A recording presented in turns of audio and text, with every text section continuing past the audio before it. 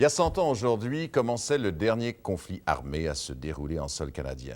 Une mini-guerre qui a fait 25 morts. Il s'agit de la bataille de Batoche dans l'Ouest canadien. Louis Riel et ses métis sont alors affrontés l'armée canadienne pour ce soulèvement. Louis Riel a été pendu haut et court. Pourquoi y a-t-il eu rébellion contre Ottawa? Que s'est-il passé? Une équipe de Regina nous raconte. Ils ont entendu dire que l'armée s'en venait, hein? Ça fait comme ça, ben ça voulait se défendre. Ça calculait, c'était le pays, puis le terrain, puis c'était le droit. Ça fait, ils avaient le plein droit de vouloir faire quelque chose.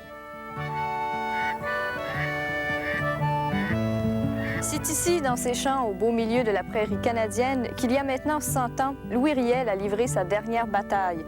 Bataille pour que les Métis puissent garder leurs terres, mais aussi bataille pour la reconnaissance d'un mode de vie.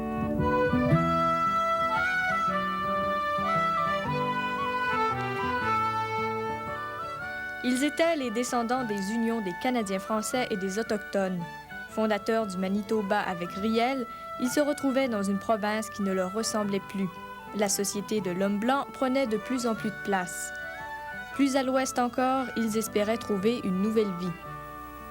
Les gens qui avaient autour, là, les Métis, ils ont décidé, ben ça marche pas ici, on va monter à l'ouest. Ouais, puis ça fait, ils ont monté à Batoche, hein, autour de Batoche, Saint-Laurent, Saint-Louis. En 1882, c'est qu'ils ont monté par cette. Ça fait mon grand-père, Maxime Lépine, ma parenté bord mon père, les McDougall, ils ont monté aux au-dessus de Winnipeg. Ça fait comme ça, c'est comme ça qu'ils sont rendus par ici, à cause que ça y allait pas bien à Winnipeg. Ils sont commerçants, chasseurs, transporteurs de marchandises, quelquefois agriculteurs. De leur culture française, ils ont gardé la façon de découper le terrain en lots de rivière, comme on retrouve le long du Saint-Laurent. Mais dans l'Ouest canadien, l'heure est au développement. Je dirais que ça pensait que les Métis, eux autres, c'était du monde qui ne sont pas des fermiers, hein. Premièrement, ça fait le gouvernement aurait aimé que le monde ouvre le terrain. Ça fait les immigrants puis les Blancs qu'on appelle. Quand ils ont arrivé par ces deux autres, c'était ça, leur manière de vivre. C'était cultiver, hein. C'est ça que le gouvernement voulait. Ça fait. Ils savaient que les Métis, eux autres, c'était pas leur ligne parce qu'on n'a jamais été si intéressé que ça, il y a des fermiers. On a toujours travaillé à gage. Moi-même, j'ai toujours travaillé à gage. Aussi, ils empêchaient, ils entravaient le développement économique et social du Canada, parce que finalement, le Canada, c'était la prise des territoires du Nord-Ouest. L'achat, là, en 1869-70, on était pour construire une route ferroviaire à travers le Canada, on était pour amener des Blancs, des immigrants. Alors, c'était comme la même, ils étaient perçus pas tellement différemment des Amérindiens. On va les placer sur des réserves, on va les mettre de côté.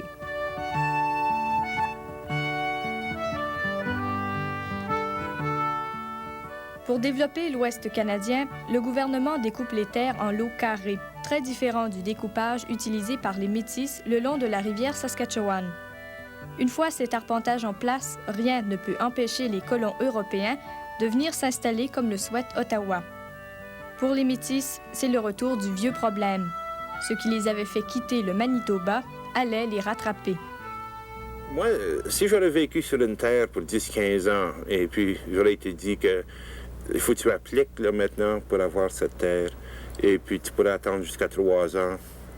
Puis en même temps que peut-être, disons que j'ai ma terre faite le long de la rivière à 2000 ans dehors, puis arrive avec tout un nouveau système d'arpentage dans lequel il y a possibilité que ma terre va être divisée avec des gens qui ont des noms que je comprends pas, des immigrants et tout ça, des différentes religions. Moi, je commencerais à sauter, moi aussi. Louis Riel était dans les États, puis ça pensait que, à cause que Louis Riel était un homme instruit, puis eux autres, ben, il y en avait plusieurs des métiers qui ne pouvaient pas écrire. Ça l'a fait venir Louis Riel encore. Puis il est venu pour prendre le part. Puis là, ben, il a essayé de se comprendre avec John A. Macdonald, qui était le premier ministre.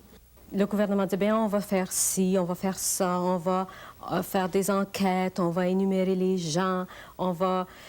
finalement, vous les aurez, vos droits, mais ça va prendre du temps. Alors, il y avait un peu toute cette idée que finalement, on promettait bien des choses, mais que ces promesses-là, elles ne seraient pas tenues. Puis, John A. MacDonald, lui, il n'avait pas l'air de vouloir les écouter. Ça fait comme ça. Il a fallu que ça vienne au point de ce qui est arrivé. 19 mars 1885. Louis Riel rejette l'autorité d'Ottawa et forme un gouvernement provisoire. Une semaine plus tard, les Métis affrontent la Gendarmerie royale à Duck Lake.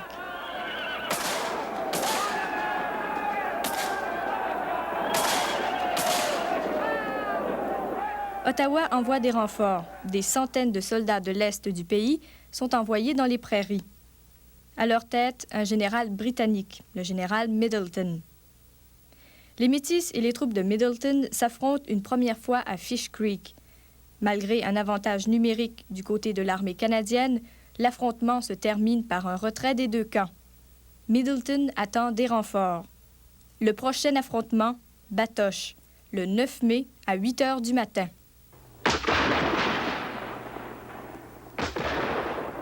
Pendant 2 jours, 1000 soldats canadiens affrontent environ 300 Métis commandés par Gabriel Dumont.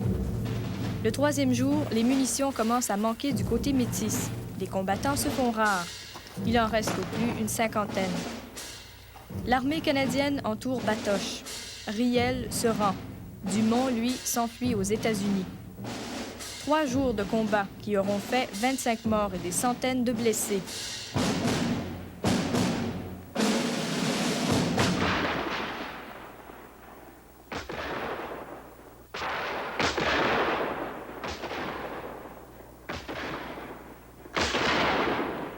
Ils m'ont toujours dit que Louis Riel, même à la bataille, il rôdait avec son crucifix puis d'une carabine. Ça fait pas de l'air qu'il avait envie de tuer ben du monde.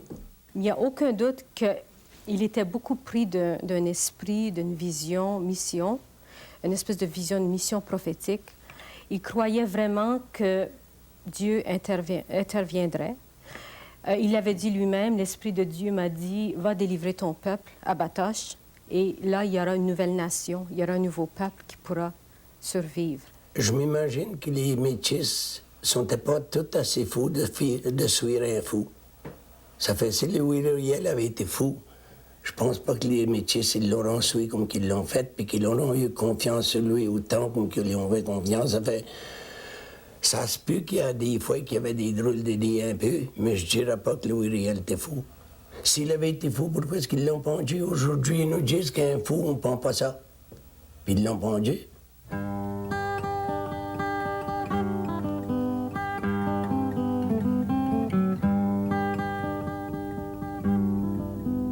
La raison la plus importante qu'on oublie, mais on ne discute pas assez, c'est la négligence du fédéral envers l'Ouest. Puis on attend parler encore aujourd'hui. On avait de la représentation aux chambres de communes, mais on ne se faisait pas écouter. Vous savez, c'est le même problème aujourd'hui quand on dit, c'est Peter Lougheed, je sais que la Guinée est là-bas encore. Quand tu regardes la population est dans l'Est et puis la population de l'Ouest, les 3 provinces n'arrivent pas même à Montréal. On peut voir où est-ce que le pouvoir est. À long terme, on sait ce qui est arrivé dans l'Ouest. Ça a été colonisé surtout par les Blancs. Et il n'y a pas eu d'accord, il n'y a pas eu de négociation de fait avec les Métis, par exemple, au sujet des terres, au sujet de leur occupation, au sujet de même de leur langue. On n'a jamais vraiment respecté ces traditions-là. Je dirais que 100 ans après, aujourd'hui, on est encore sur le même point de vouloir avoir du terrain. Parce que vous prenez comme à Batoche même, ça fait 100 ans, là.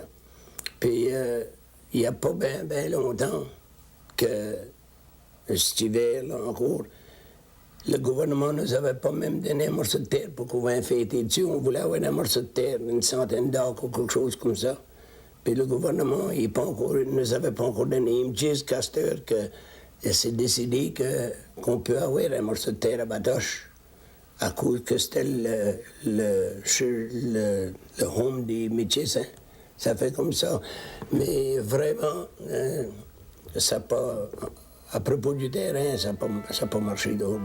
Puis on est encore sur le point de vouloir avoir un peu de terre.